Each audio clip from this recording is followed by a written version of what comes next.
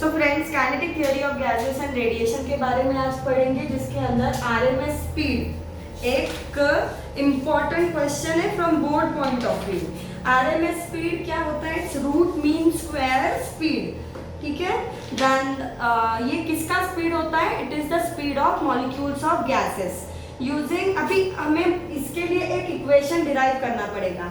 उस इक्वेशन को डिराइव करने के लिए हमने जो थोड़ी देर पहले average pressure of ideal gas का इक्वेशन डिराइव किया है, उसे यूज करके मॉडिफाई करके हमें बताना पड़ेगा कि वो इक्वेशन कैसे आता है। सो P is equal to 1/3 n upon V mv square is what?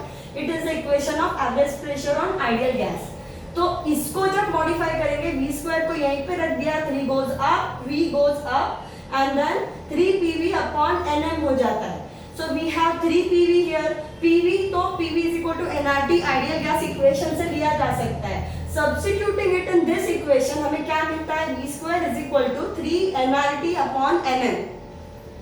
So N, अभी N जो है this entity N over here, अभी N को मॉडिफाई करना है तो n क्या होगा? n upon na। what is n? number of elementary entities, that is number of molecules or number of atoms whatever is there in that particular gas। और na क्या होता है? Avogadro number. So n upon na को हम अभी इस equation में substitute करेंगे तो हमें क्या मिलेगा? v square is equal to 3nRT upon na nm। तो न्यूमरेटर और डिनोमिनेटर में होने वाले n को हम कट कर देंगे और that will be 3RT upon na into m। अभी Na into m हमें देता है MO। MO क्या होता है? मोलार मास होता है। अभी Na into m को यहाँ ये इक्वेशन में सब्स्टिट्यूट करने पर हमें क्या मिलेगा? V square is equal to 3RT upon MO। अभी ये जो है अभी V square है, now we are going to take square root, और ये जो स्क्वायर रूट लिया जाएगा इस वेलोसिटी का, that is the root mean square speed. So V RMS, इससे हम इसको रिप्रेजेंट करेंगे। So it will be root of 3RT upon MO। Speed of gas in air क्या होता है? एनीवेज पहले ये याद कर लो कि जो आरएमएस का स्पीड है it is 3RT upon MO। Now जो अलग अलग गैसेस है जो तुम्हारे बुक में मेंशन है, नाइट्रोजन गैस एट 300 केल्विन उसका आरएमएस स्पीड होता है 517 मीटर पर सेकेंड। ऑक्सीजन गैस का 483 मीटर पर सेकेंड। अभी हमें देखा है कि साउंड वेव जो है वो एयर के मीडियम से पास होती है, तो साउंड वेव्स का भी एक स्पीड होता है और साउंड वेव के स्पीड को रिप्रेजेंट किया जाता है Vs is equal to root of gamma RT upon MO, जहाँ पे गैमा क्या होता है? Cp upon Cv। Cp upon Cv क्या होता है? It is the adiabatic ratio, ठीक है। तो it is adiabatic ratio. Maximum value उसकी क्या होती है? 5/3। याद रखना है कि मैक्सिमम वैल्यू क्या होती है? 5/3 for mono atomic gases and the sound wave can not move faster than the average speed of the molecules. तो क्या होता है? 2 speeds are of same order. तो मॉलिक्यूल्स की जो स्पीड है और साउंड वेव की जो स्पीड है उसका जो ऑर्डर ऑफ मैग्नीट्यूड होता है वो सेम होता है। So the speed of the sound in H2 gas is comparable to, अगर H2 के molecules का जो RMS होता है वही speed of the sound in gas का जो होता है वो H2 gas के अंदर उसका speed होता है। and in N2 gas जो N2 molecules का speed है RMS है वही N2 gas में से पास होने वाले sound wave का भी उसका speed है।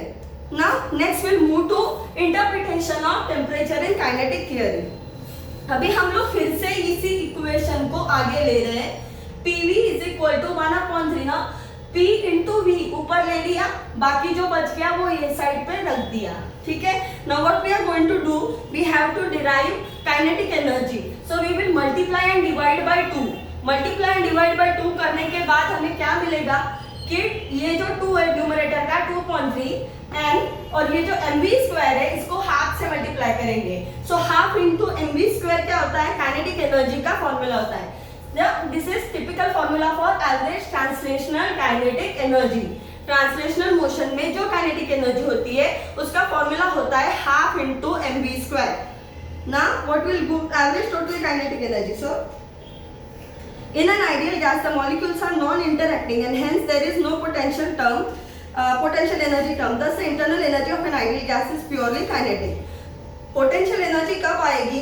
जब वो मॉलिक्यूल्स एक दूसरे से इंटरैक्ट करेंगे। अगर मॉलिक्यूल्स एक दूसरे से इंटरैक्ट नहीं कर रहे तो there is no potential energy in that gas, and the sole internal energy that is present inside the gas is kinetic energy.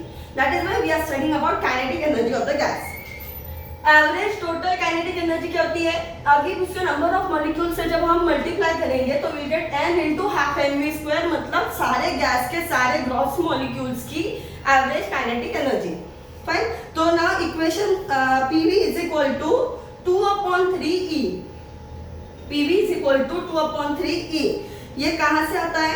The average total kinetic energy therefore from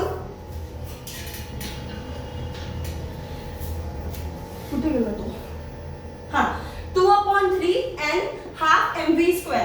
2/3 n half mv² में half mv² की जगह पे बस E substitute किया है. So we got PV is equal to 2/3E.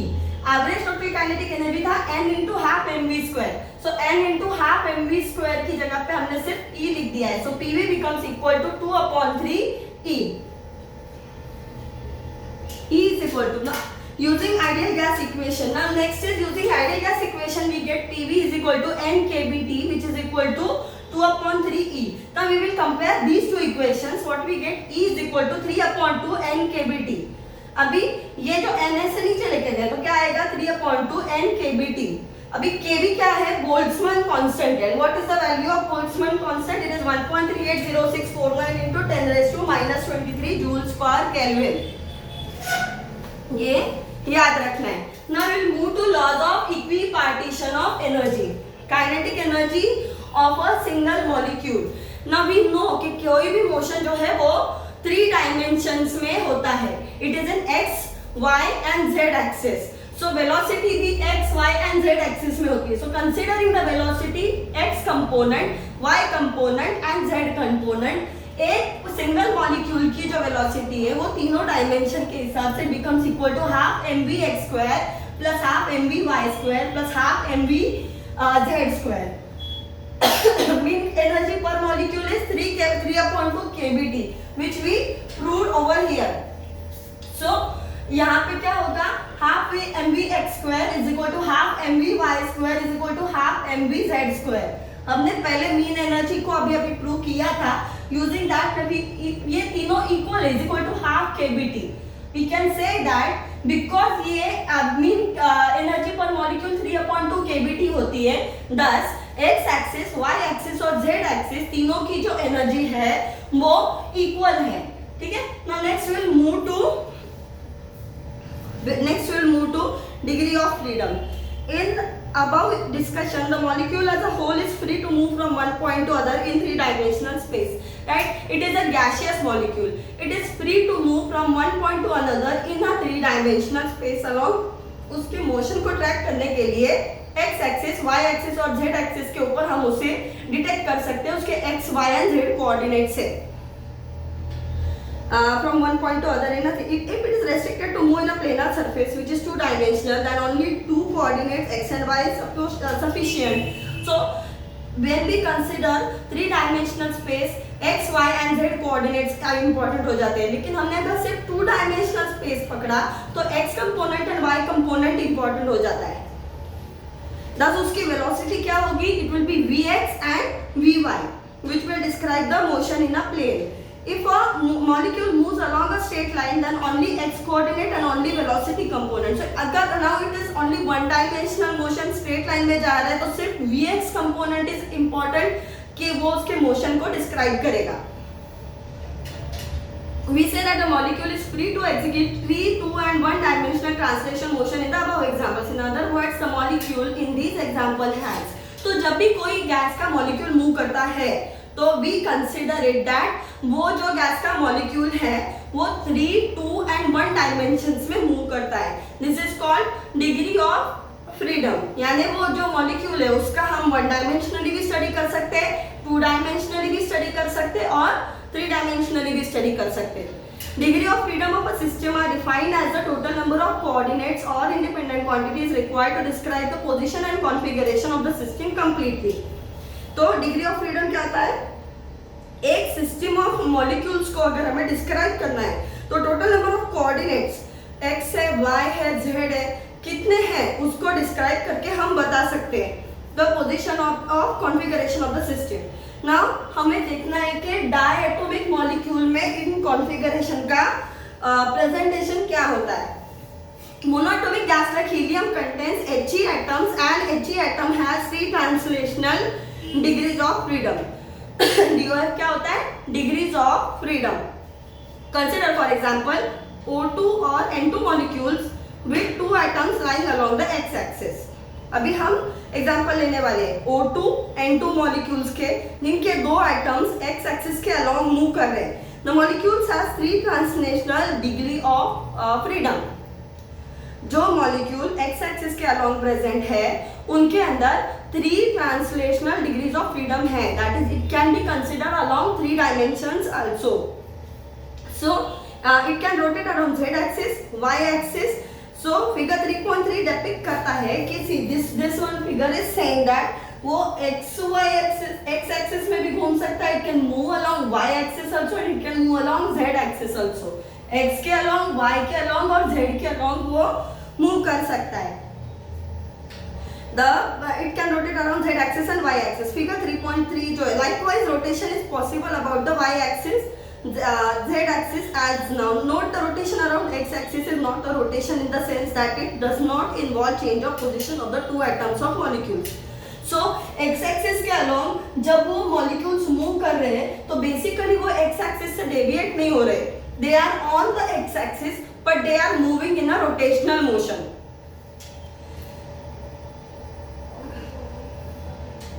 In general, a diatomic molecule can rotate around its center of mass in 2 directions that are perpendicular to its molecular axis.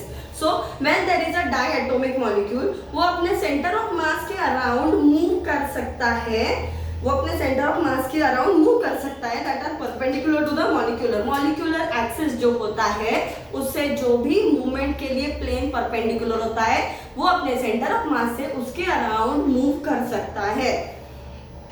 The molecules like O2 are therefore said to have 2 additional degree of freedom, namely 2 rotational degree of freedom. यानी जब ये rotational है तो it is having translational x, y and z axis के 3 तो degree of freedom है और साथ में उसके rotational freedom भी है which is along y axis and z axis also. क्योंकि वो x पे प्रेजेंट है तो x को कंसिडर नहीं किया जाएगा, y and z को उसका डिग्री ऑफ फ्रीडम में कंसिडर किया जाएगा। 2 additional degree of freedom, namely 2 rotational degree of freedom. So each of these 2 degree of freedom contribute to rotational kinetic energy. It can be shown that if Ix and Iy are moments of inertia around z and y, तो जब भी rotational motion होता है तब x and y मास से compare करने के लिए हम मोमेंट ऑफ इनर्शिया के कंसेप्ट को लेते हैं। So when we are considering 2 axis other than that, then we will be considering z and Iy which are along z axis and y axis. The omega 1 and omega 2 अभी rotational motion में translational motion की कोई भी quantity workout नहीं करती। Rotational motion में हमें हमेशा वो जो ओमेगा है, जो एंगुलर स्पीड, एंगुलर वेलोसिटी की क्वांटिटी है, उसी को कंसीडर करना है। So the rotational kinetic energies will be half I Z omega Z. Omega का जेड एक्सिस के अलोंग जो कंपोनेंट है और मोमेंट ऑफ इनर्शिया का जेड एक्सिस के अलोंग जो कंपोनेंट है, so it will be half I Z omega Z square and half I Y omega Y square for rotation around the 2 axis. Thus for diatomic molecule the total energy, जब diatomic molecule है तो उसको सिर्फ translational and rotational energy है, तो उसकी total energy जो है वो ट्रांसलेशनल और रोटेशनल एनर्जी की एडिशन करके हमें मिलती है। Translational energy is represented by half mvx square plus half mvy square plus half mvz square, और रोटेशनल का जो एनर्जी है it will be half iz omega z square plus half iy omega y square. The above expression contains quadratic terms that respond to various degree of freedoms of diatomic molecule. Each of them contribute to half kBd to the total energy of the molecule. अभी ये जो दोनों हैं वो जो है वो half kBd को which we proved over here के half kb into t, kb क्या था, बोल्ट्जमैन कांस्टेंट था, उसके अंदर ये सारे कंपोनेंट्स के अलोंग जो है वो कंट्रीब्यूशन दे रही है। In the above discussion, an implicit assumption was made that rotating molecule is a rigid rotator. However, real molecules contain covalent bond between the atoms and therefore can perform additional motion. ठीक है, जब ये जो है हमने consideration के लिए एक रोटेशनल मोशन करने वाले मॉलिक्यूल का मॉडल लिया था, तो रोटेशनल मोशन करने वाले मॉलिक्यूल के मॉडल में वो सिर्फ रोटेशनल मोशन और ट्रांसलेशनल मोशन फॉलो कर रहा है। बट रियल लाइफ में जब दो मॉलिक्यूल्स इस तरीके से एक दूसरे के साथ रहते हैं in formation of any compound, तब वो कोवैलेंट बॉन्ड बनाते हैं। And when they form covalent bond they are having additional motion, जिसे कहते हैं energy of vibration. Vibrational energy जो है उसकी भी प्रेजेंस उसके अंदर दिखा जाता है because they move around each other. However, real molecules contain covalent bond and additional motion of vibration, like one-dimensional harmonic oscillator. Such a molecule therefore possesses additional degree of freedom corresponding to different modes of vibration. In diatomic molecules, O2 and 2 carbon monoxide atoms can oscillate along the internuclear axis only. तो ये जो diatomic molecules है internuclear axis के along ही vibrate हो सकते हैं because they have formed covalent bonds between each other. Now this motion adds energy associated with the vibration to total energy of the molecule. तो यहाँ पे जब हम ऐसे कंडीशन को कंसिडर कर रहे हैं, जब कोवैलेंट बॉन्ड बन चुका है, रोटेशनल मोशन है और ट्रांसलेशनल मोशन है, ऐसे टाइम पे E is equal to half KBT में कंट्रीब्यूट करने वाला फैक्टर है translational energy, rotational energy and vibrational energy. The term E vibrational consists of two, one from the kinetic energy term and other from the potential energy term. So half mu square and half kr square में half mu square is a factor which is contributing to the kinetic energy and half kr square is a factor which is contributing to the potential energy. यहाँ पे u क्या है? u is velocity of vibration. In this ये जो u था ये क्या है? It is velocity of vibration. और r क्या है यहाँ पे? r is separation between the two atoms performing oscillation. Oscillatory motion और vibratory motion are almost one and the same. Now